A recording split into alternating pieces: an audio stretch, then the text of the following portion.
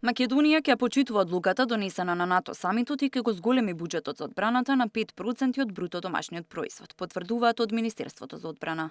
Но тоа нема да се случи наеднаш, туку како што е рокот во наредните 10 години. 3,5% ќе одат за одбранбените буџети и 1,5% за проекти и активности во поддршка на одбраната, вклучувајќи и цивилната заштита.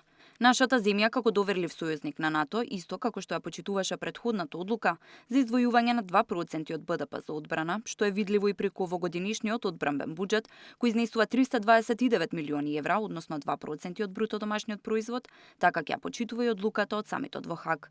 Зголемувањето на одбранбениот буџет ќе биде голем импулс во еден од приоритетните процеси во армијата, модернизацијата и опремувањето, а со инвестирањето во активности во поддршка на одбраната, позитивен импулс ќе има и македонската економија, соопшти од ресорното министерство.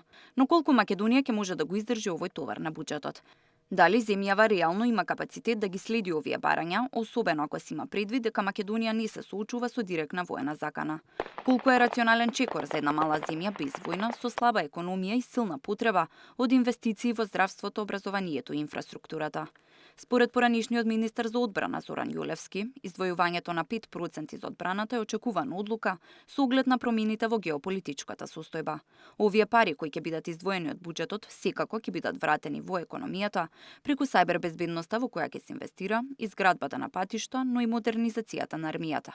Работи кои онака треба да бидат направени во земјава. Тоа се средства кои што повторно ќе се вратат назад во економијата и од кои што бенефит ќе имаме сите. Ние ако не сме тој дел од тој сојуз, ќе треба многу повеќе да трошиме. И ако погледаме па сега во апсолутна вредност, иако другите сојузници нас ќе потрошат 5% од бруто домашниот производ, меѓутоа нивниот бруто домашен производ е многу повисок.